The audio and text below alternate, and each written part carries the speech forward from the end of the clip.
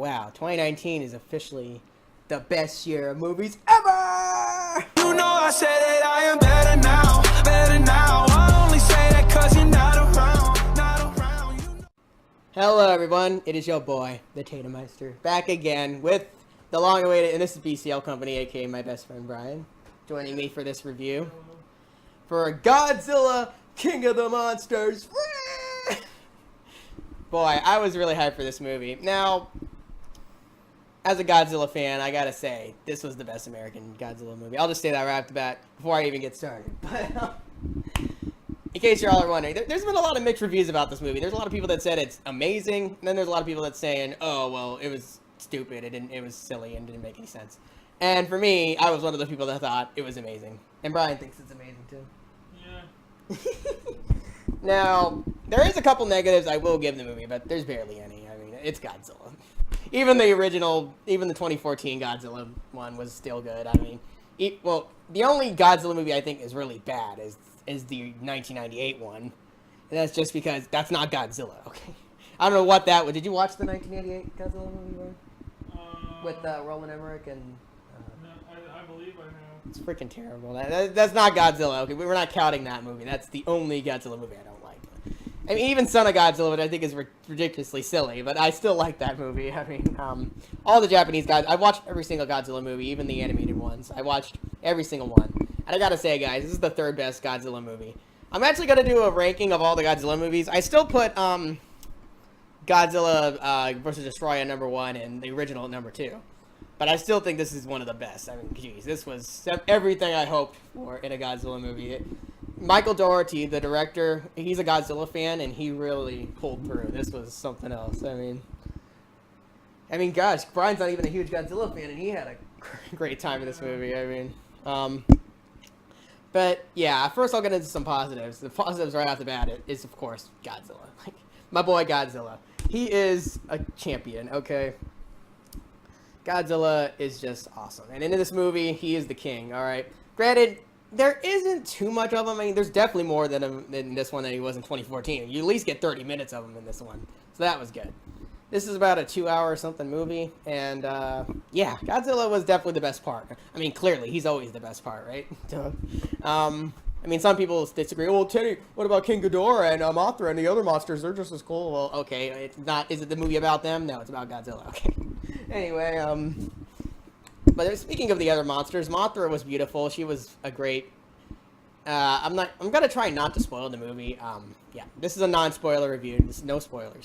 Really gonna try not to put spoilers. I will do a spoiler review later, but this is a non-spoiler review for Godzilla King of the Monsters. So, yeah. So Mothra was great. She was beautiful as always. She's the superhero monster. Then we got Rodan, who was just a crazy flying pterodactyl guy. And of course King Ghidorah, which he's a psychotic villain that wants to destroy everybody. Yeah, I mean, yeah.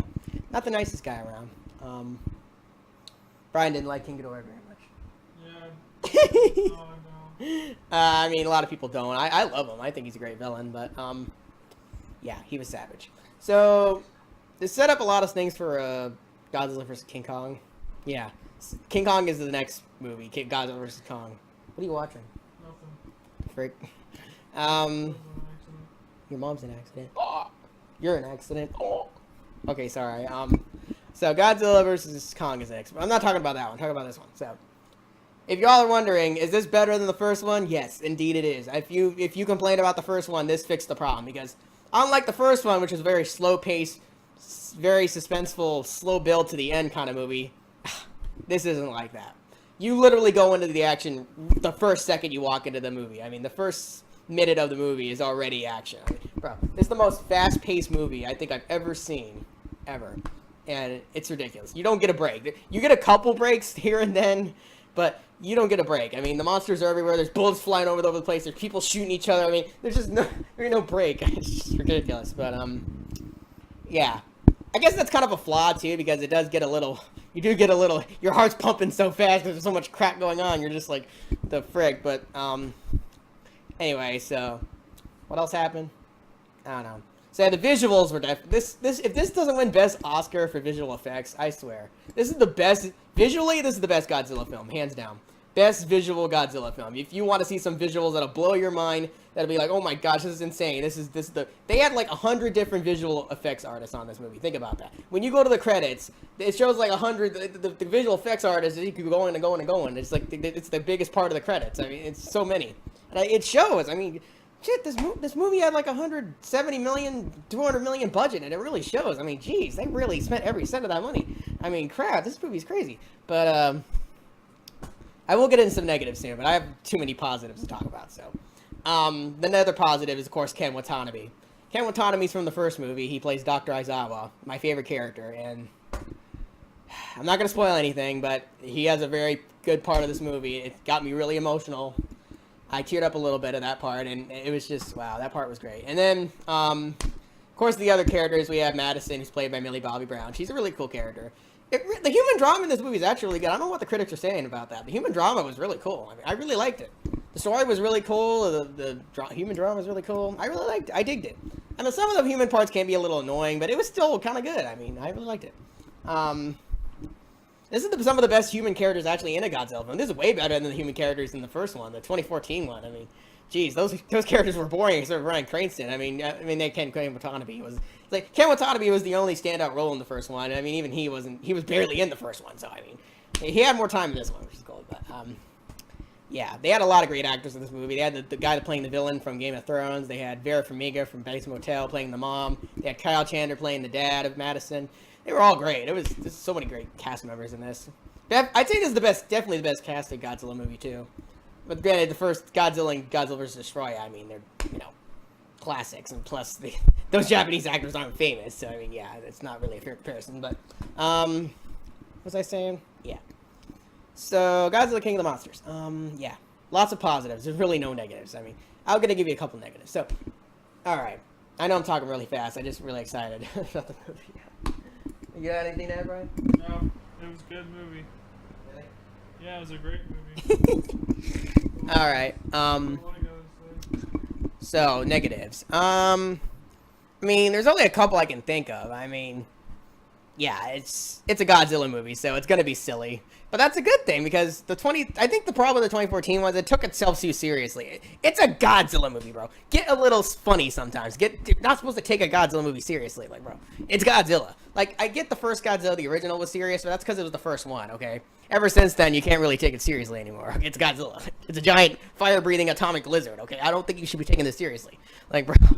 But anyway, yeah, this one didn't take it seriously at all. It went all out with the effects and the comedy and the everything. It was just crazy. And King Ghidorah was just flying all over the place. It was just crazy. What else happened? Okay, so negatives. Yeah, I guess the movie can be too fast-paced. Like I said, it's the most fast-paced movie I've ever seen. You don't get a break. And that's kind of a negative because, well, I mean, yeah, it's kind of sometimes it might be hard to follow because it's going so fast, so much crap is happening at once, so it's like you don't get a break really. And sometimes when the monster fights happen, they do pan away a little bit. Like, they don't show the whole fight sometimes, and they like, pan away a little bit. Which, I mean, that happened in the first one, so whatever. I mean, that happens in a lot of Godzilla movies. This is kind of typical for Godzilla movies anyway. I mean, you watch any Godzilla movie, there's only a couple that actually show the full fight. I mean, most of the time they're focused on the human characters, but, that's just how a Godzilla film is. It's just how it is. Let's see. What else about it? Let me think. What else happened in the Godzilla movie? Hold on.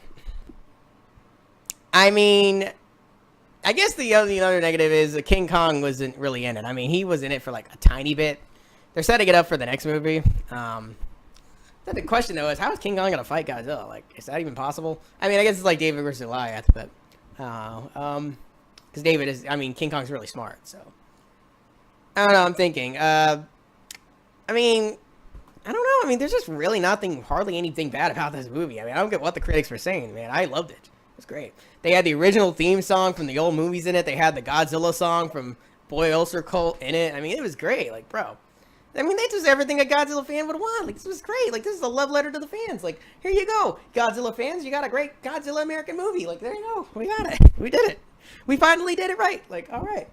Like, where was this during the freaking, I mean, I'm not saying the 2014 one wasn't good. It just wasn't amazing. Like, it wasn't like this. This was top-notch Godzilla. Like, this was great. But I don't know. I mean, there's just really not that many negatives I can think of. I mean, it's just such a great movie. I don't know, from beginning to end, it was just great. I could watch it again, honestly. I mean, I really can't. You know what? I'm just gonna give you the rating. So the rating I'm gonna give it is 9.5. It's not the best movie of the year, but it's definitely worth watching. I'd say 9.5 out of 10 for sure. It's a very awesome movie. It's not a near masterpiece. It does have its flaws, but it really is a great Godzilla movie. I mean, one of the best. Definitely up there. We got to see Godzilla from 2014 finally do some awesome stuff. I mean, granted, he did a couple awesome things in the first one, but not that many. This time, you get a lot of awesome stuff. It really just makes up for it. I mean, gosh, a Godzilla fan is going to eat this up. Kaiju fans, Godzilla fans, even non-Godzilla fans will love this movie. So, thank you all for watching. The Tatumeister is signing out. Godzilla, go, go, Godzilla.